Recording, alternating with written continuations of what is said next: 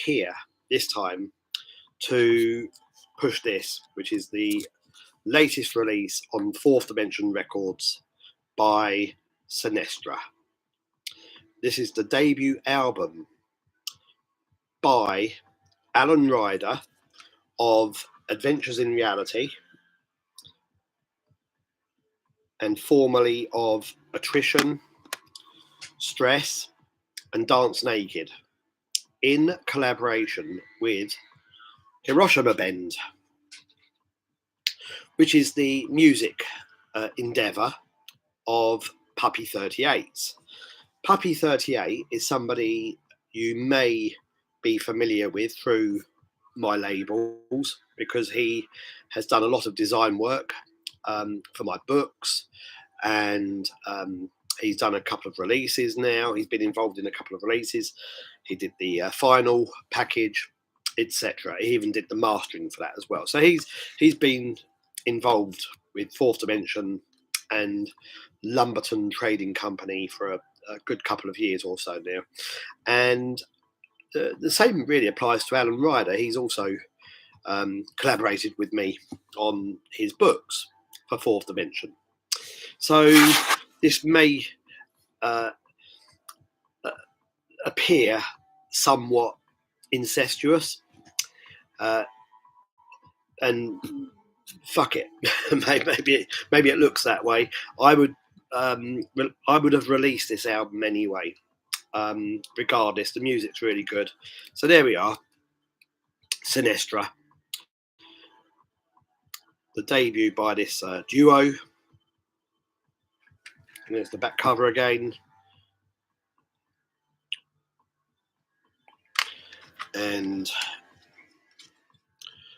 I'll talk more about the fact that it's in a jewel case in a minute.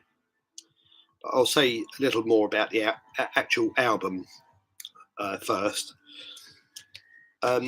Firstly, the album itself is joint released by Alan Ryder's Adventures in Reality, Puppy 38's Opiumdenpluto imprint, and again Fourth Dimension. So it's a three-way effort, and there are only 300 of these.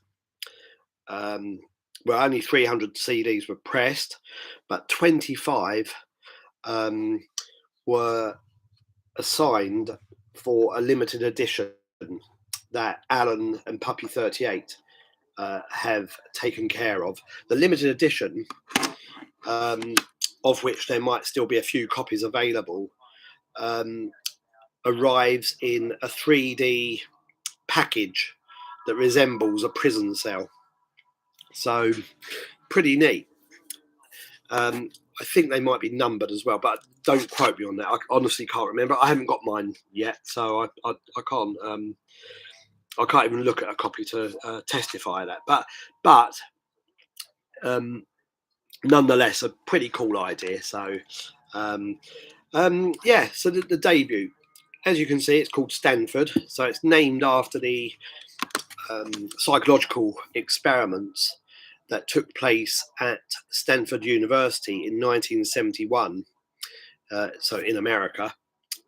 And I'm not going to go into a lot about the experiment itself, but sure enough, that's one of the sources of inspiration for this album.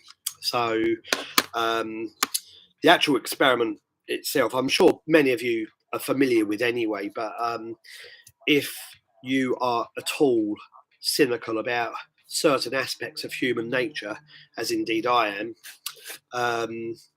this experiment was pretty horrific, really. So in many ways.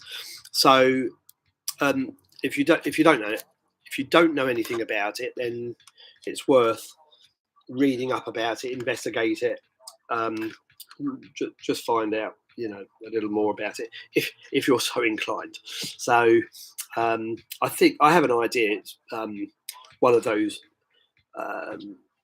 experiments, rather like Schrodinger's cat or whatever, that has kind of now embedded itself in popular culture anyway. It's kind of been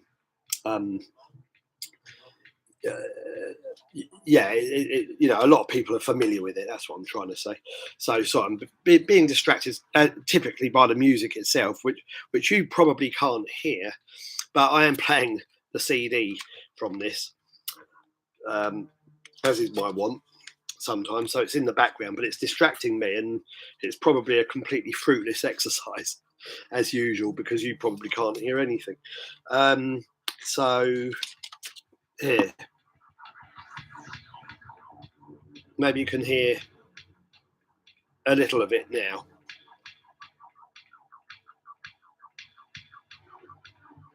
Maybe not. Yeah, some nice pulsing rhythms there. So, what sounds like somebody being hammered at the back of the cranium. So, yeah, the music. So, yeah, enough about the Stanford prison experiment, but the music itself, as I said in my previous upload, this, and also as the boys themselves involved in making this music, the music itself does draw something from John Carpenter's soundtrack work, and I think we can say prime John Carpenter soundtrack work. So more specifically, his work in the 70s, late 70s, mid to late 70s, late 70s, I think, and early to mid 1980s. So that would be one of the reference points for the music here. I think that shines through pretty heavily. I also mentioned in the previous upload that it sounds a little like Red Mecca period Cabaret Voltaire. I think that's true. It sounds like early Cabaret Voltaire in that sense.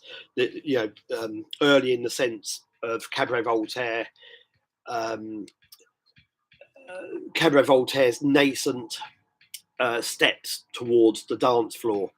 So not very early Cabaret Voltaire, where it was more primal and there was not really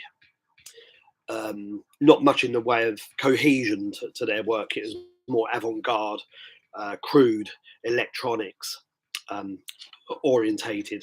So which I love. I absolutely love that music. But and I love Red Mecca as well. Red Mecca is actually one of my favourite albums. I said that last time as well. I mean, not just by Cabaret Voltaire, but one of my favourite albums generally. Red Mecca's fantastic. I bought it at the time. I think or maybe I got it slightly after, I don't know, but certainly between 81 and 82, I picked a copy up. And yeah, and it's one of those albums that I have to return to at least a few times a year. So that means it's one of my favourite albums. Back to the CD though. Sorry, maybe one other thing. There's more to the music on this than just that as well. It's very electronic. It's entirely electronic, with Alan playing analog synths and Hiroshimabend kind of filtering everything through a more digital environment. I say more, but completely digital environment, and adding little sort of threads of sound as well. Some actually, it's very subtle, but some of it's quite noisy. So there's even a little element of noise in there.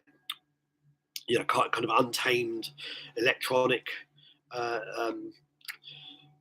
um, music, and also excuse me, there are samples, there are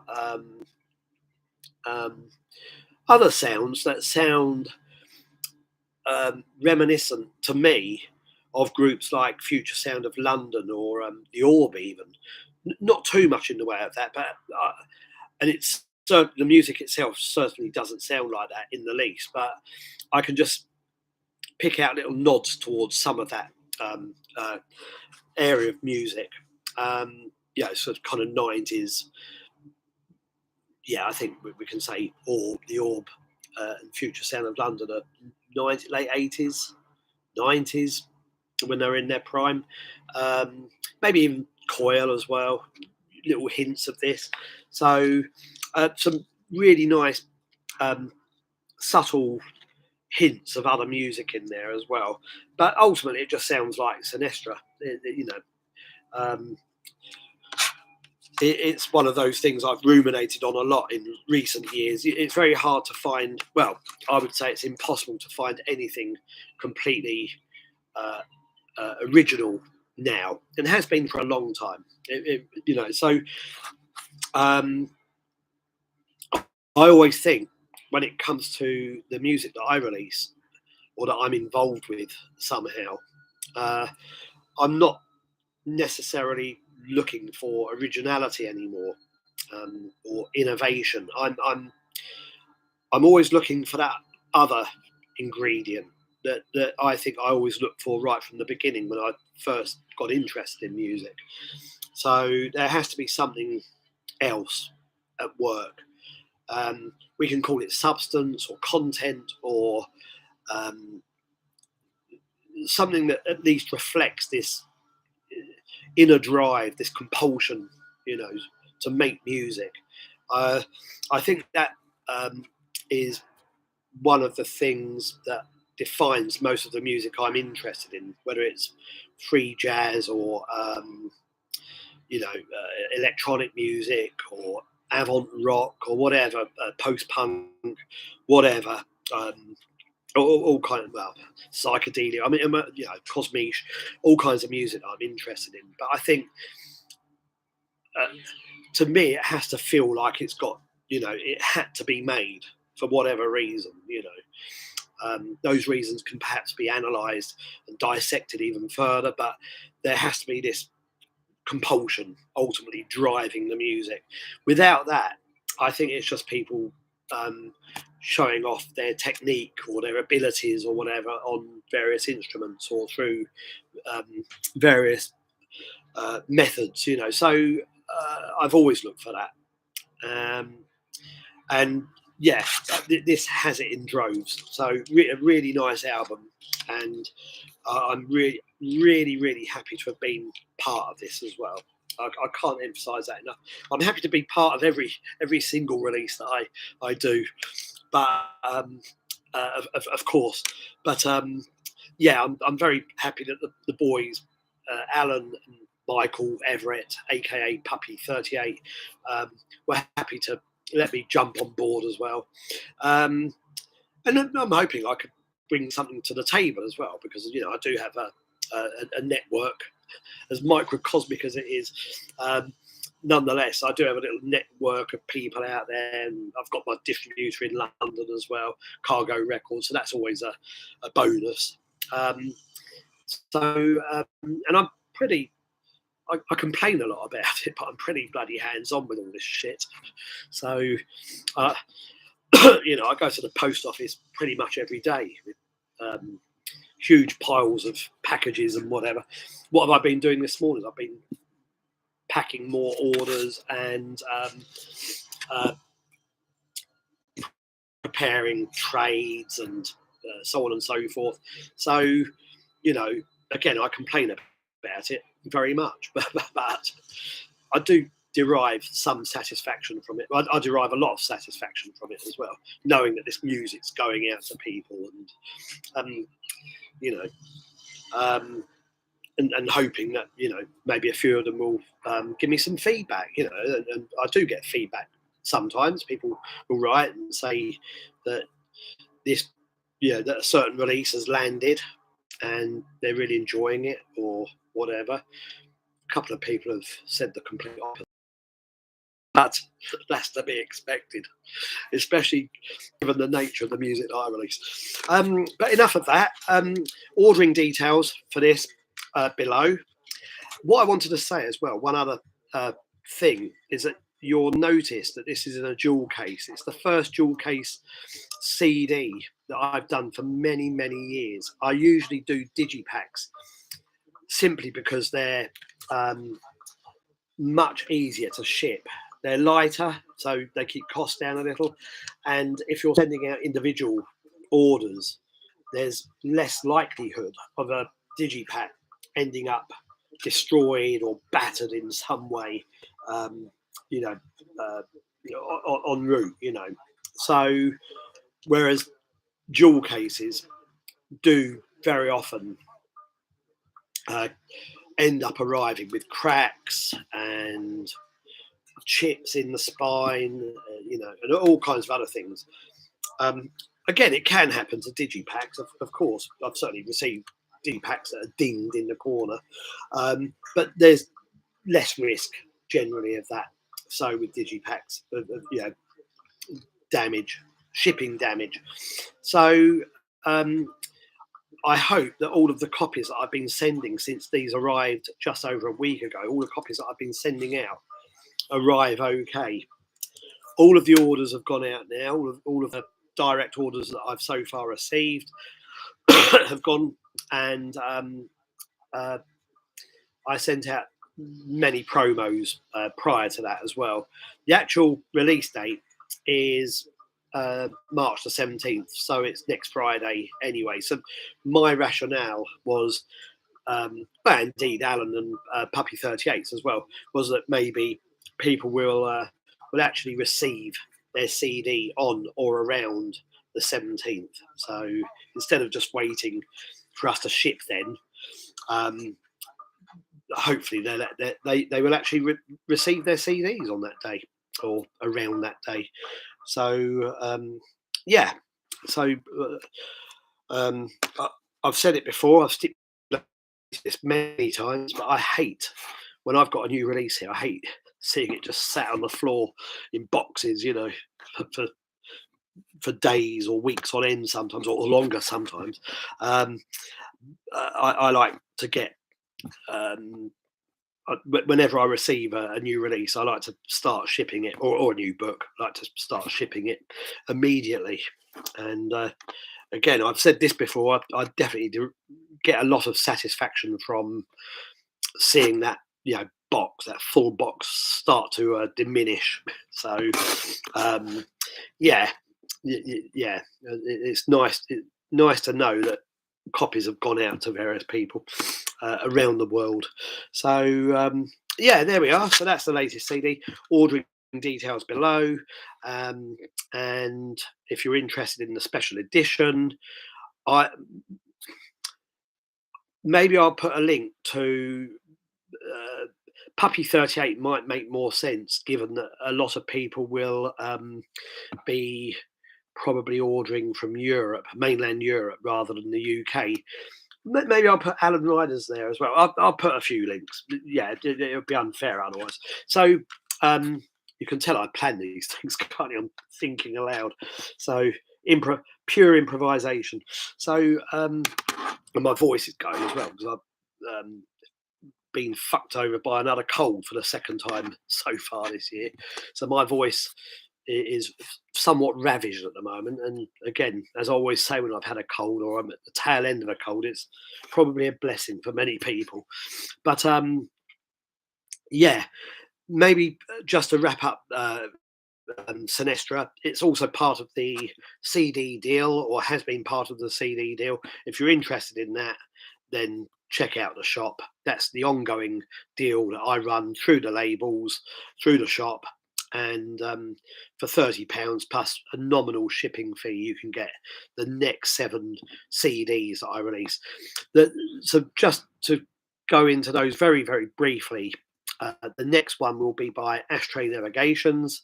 I've then got a double CD by Kleistvar happening, a reissue CD, nothing to do with the vinyl reissues. This is a completely separate thing. I'm just waiting for Gary to get me the masters and some ideas for the artwork. What else? So Kleistvar, that JFK. So Anthony's been in touch, wants me to do a JFK reissue, which I'm happy to do.